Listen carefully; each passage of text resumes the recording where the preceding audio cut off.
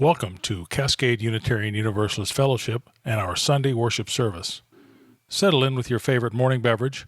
If you have a candle or a chalice, please use it during the lighting of our chalice. This morning we have a guest worship leader. Matt Meyer is a lifelong Unitarian Universalist from Boston, a musician and a worship leader with years of experience.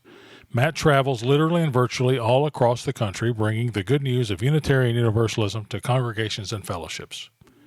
He serves as the Director of Operations for Sanctuary Boston, a contemporary UU worship community, and is the founder of the UU Song Leaders Convergence, a gathering for all UUs who love community singing to share skills, best practice, and music.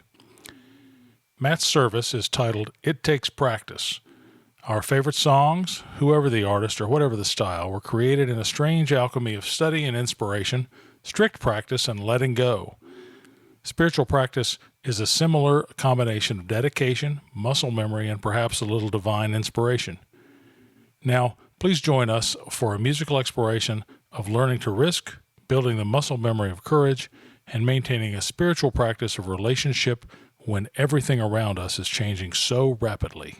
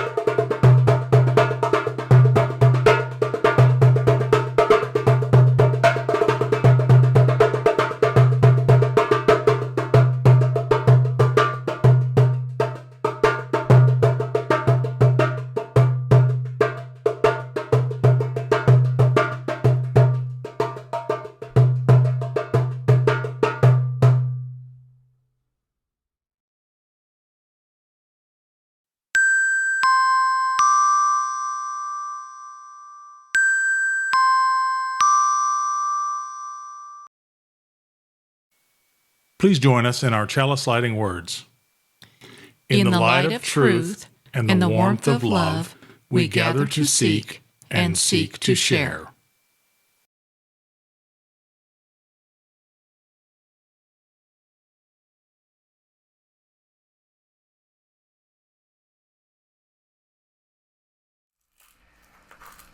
Our opening song this morning is Blessed Motion, written by Annie Zylstra.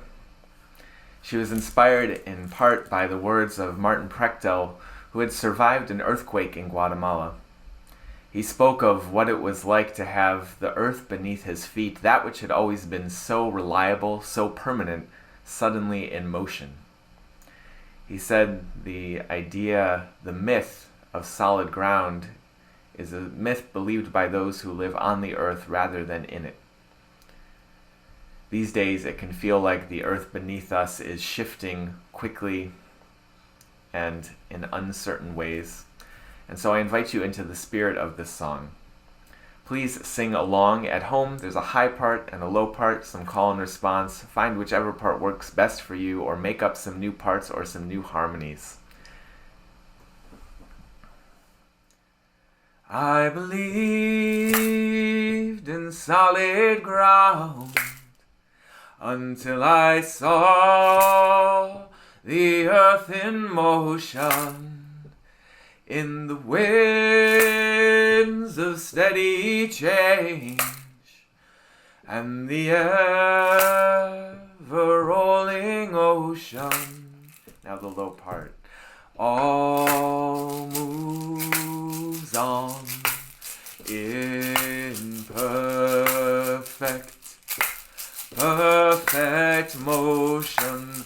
All is change and ever rolling ocean. All moves. We'll do that part two more times. In perfect motion, all is change and ever rolling ocean. All moves on in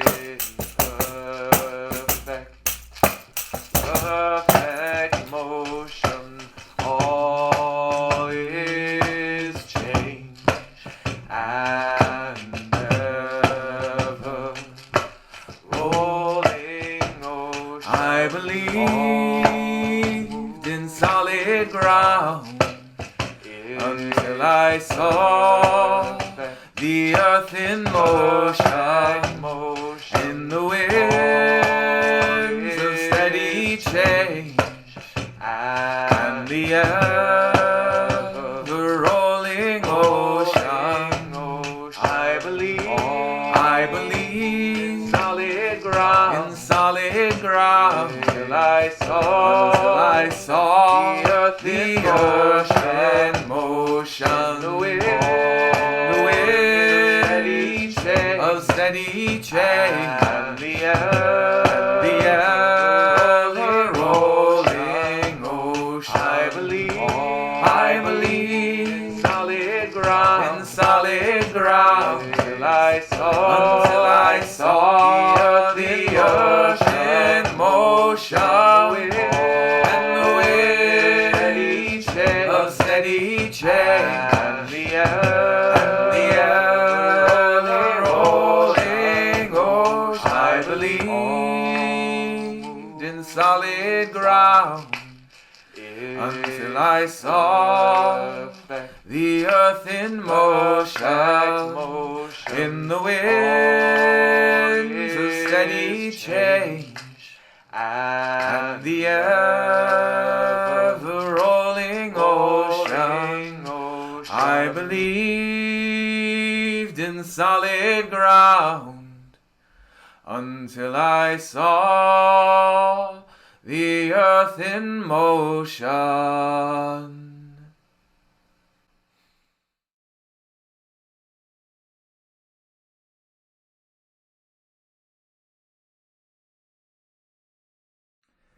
I'd like to share a story with you all this morning.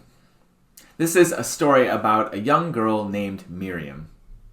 Now, Miriam was just about to enter the 4th grade, and she was thrilled, because that was the year in her school when every student got to learn an instrument and play in the school orchestra. And Miriam loved music.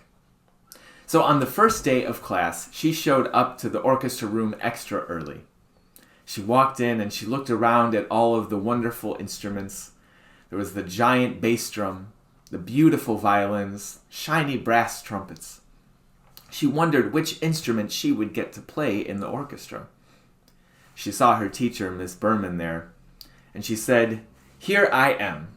What instrument do you need me to play in the orchestra?" Miss Berman looked at her. "Miriam, right? I think I've got just the right instrument for you."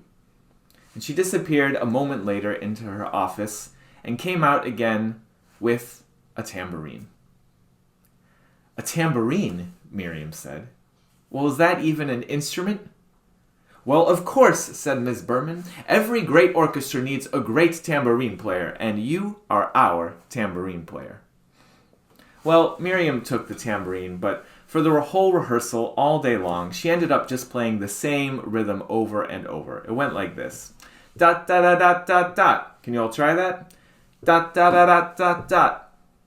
And the next day, the whole day, through the whole rehearsal, she just played that same rhythm over and over again. It went dot, dot, dot, dot, dot, dot. And then Wednesday and Thursday and Friday, the whole rest of the week, it was that same rhythm over and over and over. It went dot, dot, dot, dot, dot, dot. And you might guess Miriam was not any more excited about the tambourine at the end of the week than she had been at the beginning. So that Sunday when she went to church with her family, she was feeling pretty sad about it. She sat down in her Sunday school class, and her teacher Mahesh noticed that she was looking down. He asked her about it. She said, "Well, I was so excited to learn an instrument and play in the school orchestra, but I ended up with the tambourine, and I just play the same rhythm all week long. It goes dot, dot, dot, dot, dot, dot." "The tambourine," Mahesh said. He said, "Did you know that where my family is from in southern India, we call it a kanjira?" Can you say that? Kanjira. He said, people spend their whole lives learning to play the kanjira. It's a beautiful and complicated instrument. And every sound that you can make on the kanjira, you can also sing. And so people put the sounds, the rhythms of the kanjira together to make poetry out of the rhythms of it. Takitatum katadengi natantum tatum. People write whole books of the poetry of the kanjira. Where I come from, he said, the tambourine is an instrument for creating poetry and, beauty in the world. Poetry and beauty, Miriam said. Can you all say poetry and beauty? Well, that doesn't sound so bad. After church, all the adults were running around at coffee hour, but Miriam sat by herself, and a family friend came to join her. Anna sat with her, and Anna remembered. She said, "This was the week you were going to begin the 4th grade and play in the school orchestra. How's it going?" "Well," Miriam said, "I ended up with the tambourine, and I just play the same rhythm all week long. It goes dot, dot, dot, dot, dot, dot." "The tambourine," Anna said.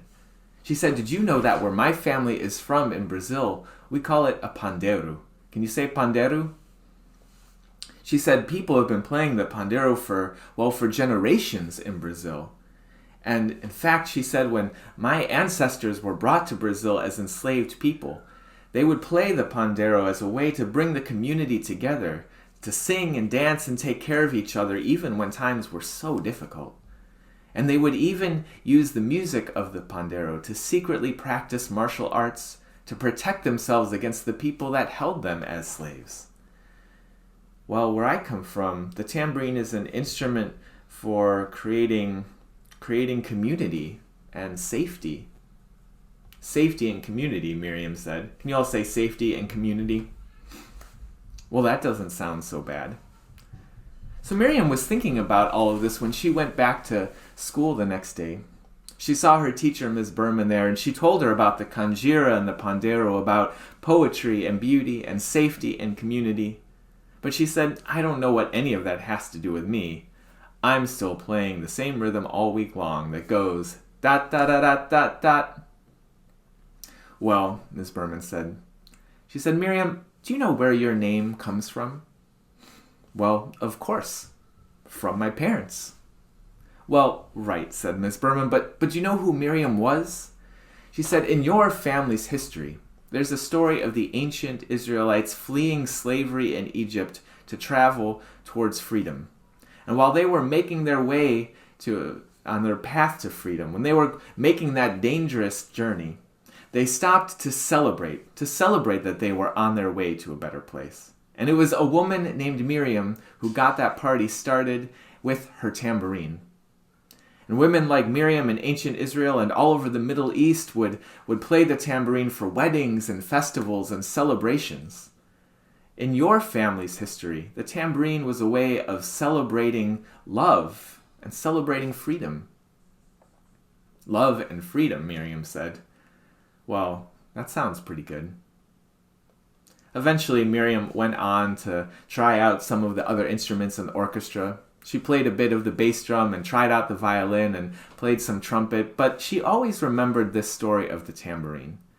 How all around the world and all throughout history, people had taken the simplest of instruments they had in their hands and found ways to use those tools to shape their community, to create poetry and beauty, safety and community, to celebrate the journey we're all trying to make towards love and freedom.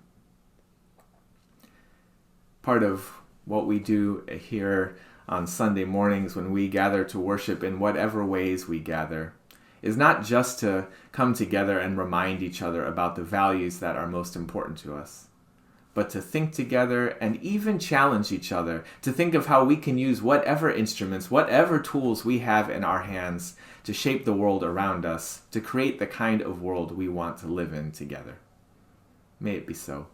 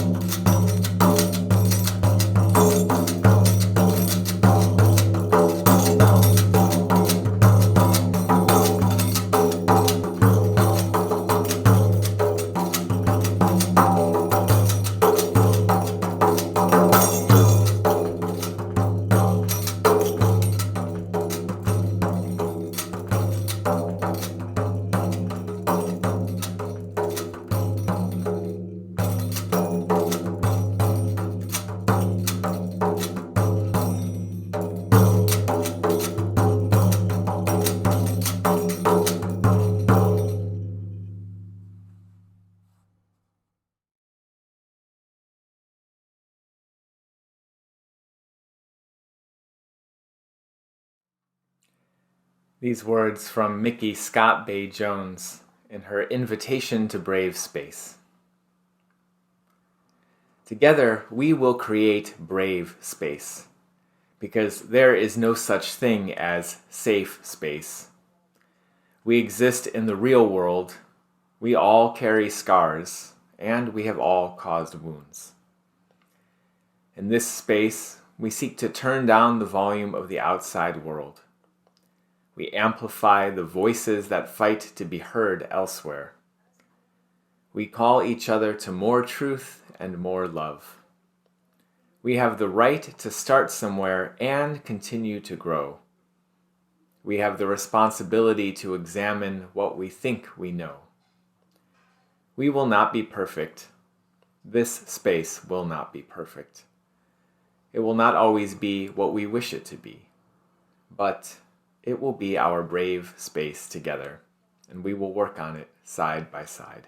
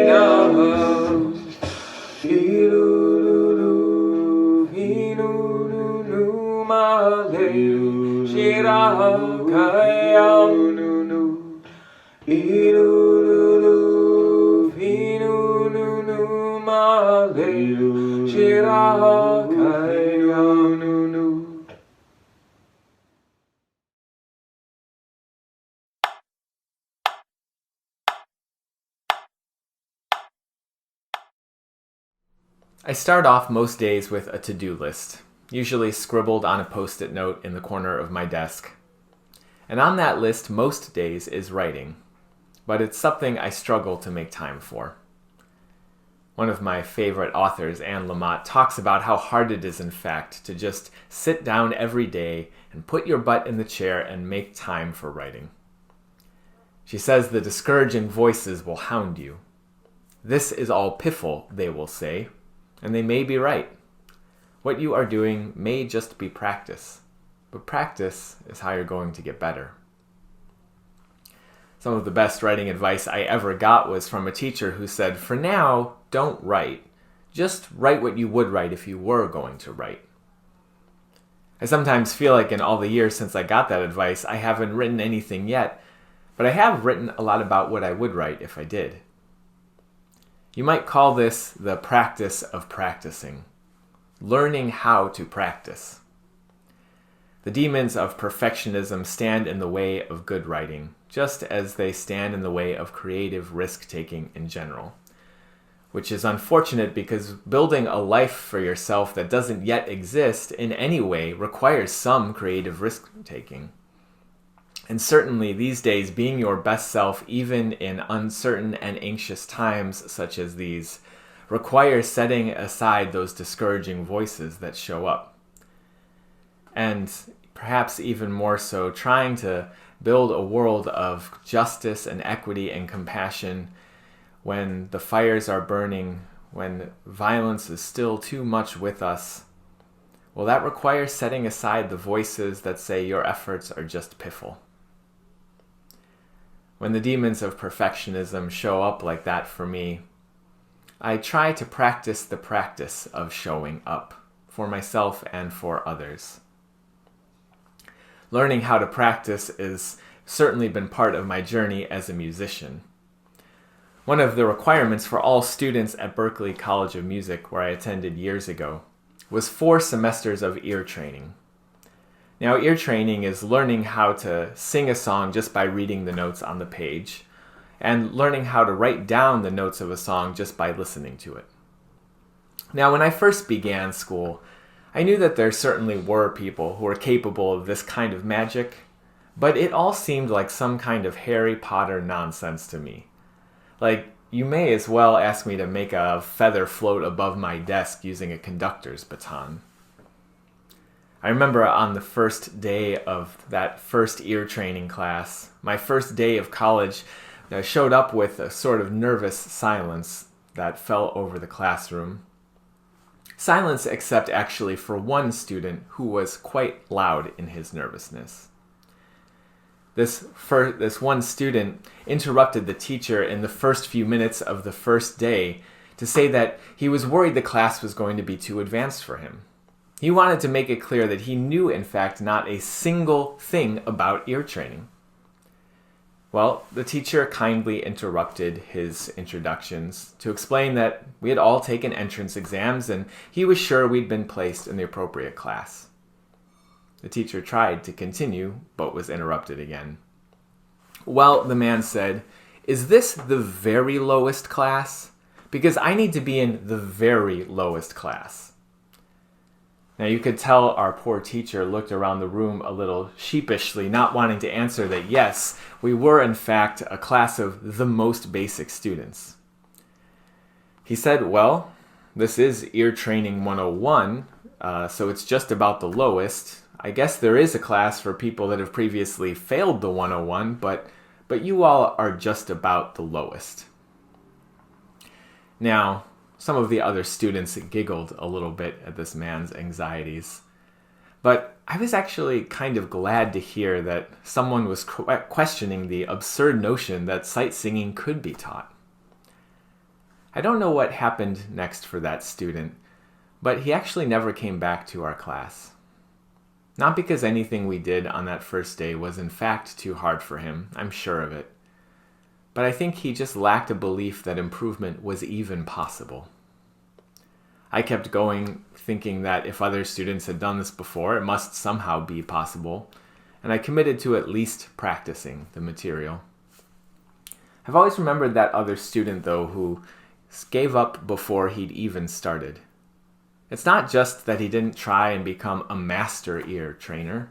It was that he didn't even try the practicing of it, which always struck me as the real loss.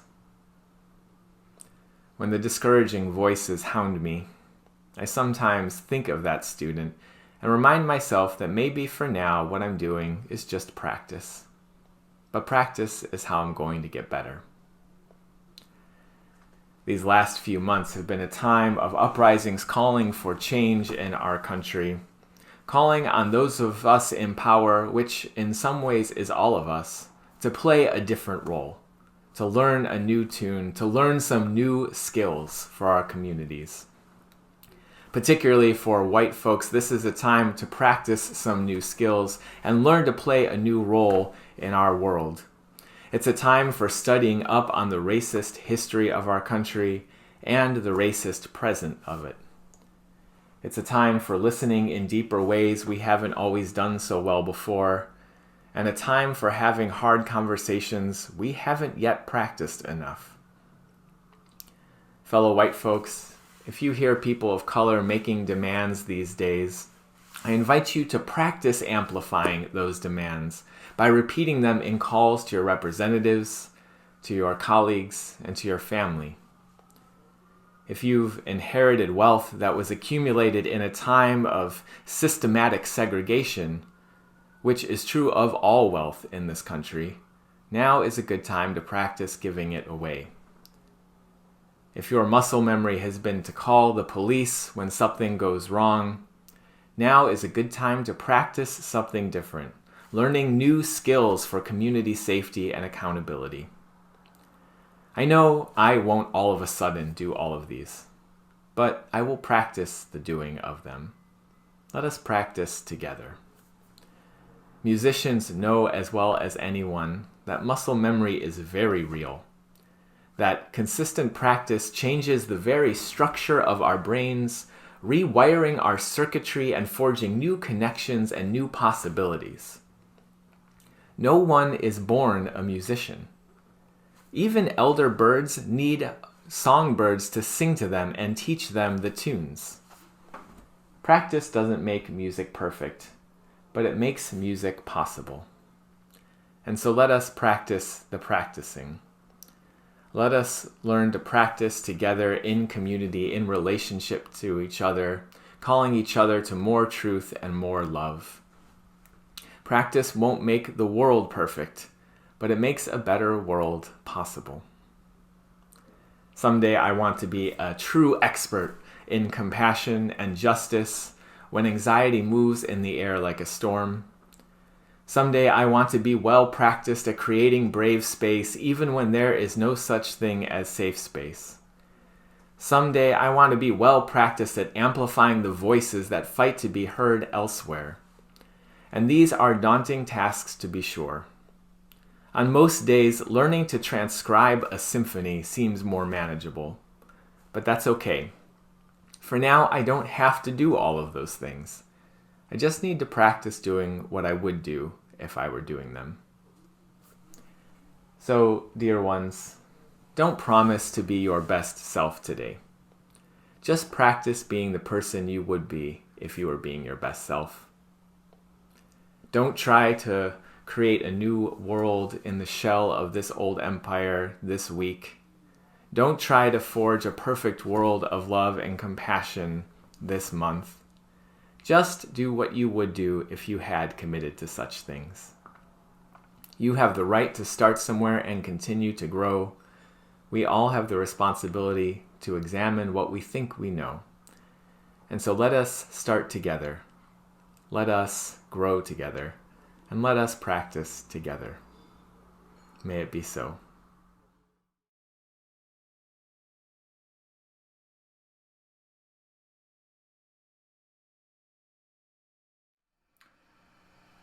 Our closing song is Let the Life I Lead Speak for Me. I originally had learned that the song was a traditional folk tune, but it turns out that it was actually adapted from a 70s R&B group, the Consolers. Let the life I lead speak for me. Let the life I lead speak for me. When I'm lying in my grave and there's nothing more to say, let the life I lead speak for me.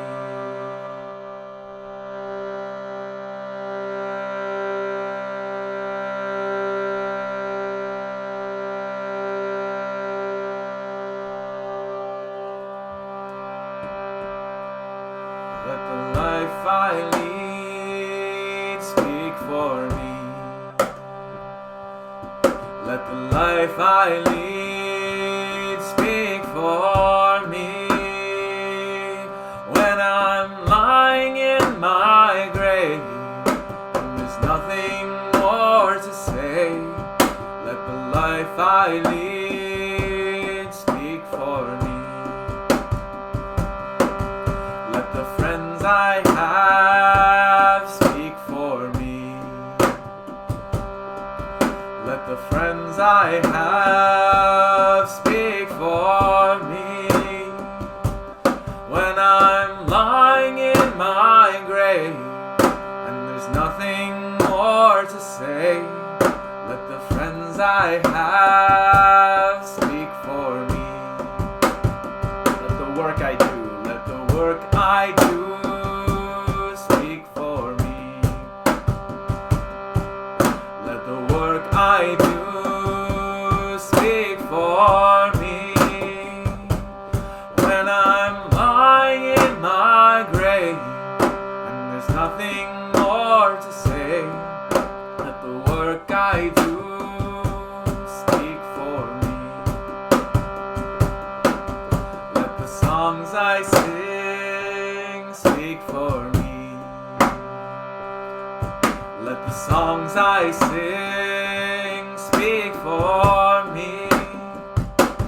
When I'm lying in my grave and there's nothing more to say, let the songs I sing speak for me. Let the love I share speak for me. Let the love I share speak for me. When I'm lying in my grave and there's nothing more to say, let the love I share speak for me. Let the life I lead, let the life I lead speak for me. Let the life I lead speak for me. When I'm lying in my grave and there's nothing more to say, let the life I lead speak for me. Let the life I lead speak for me.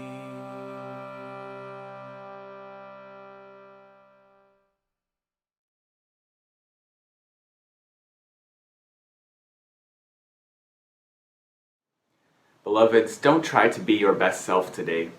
Just be the person you would be if you were practicing being your best self. Don't try to build a new world in the image of love this week. Just do what you would do if you had committed to such things. You have the right to start somewhere and continue to grow. We all have the responsibility to examine what we think we know. And so let us start together.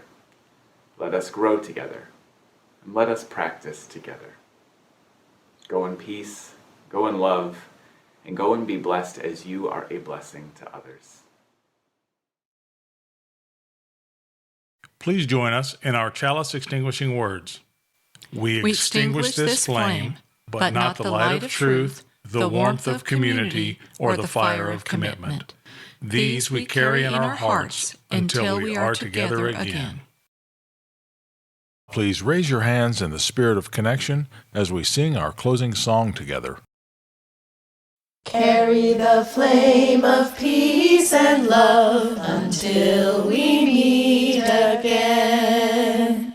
Carry the flame of peace and love until we meet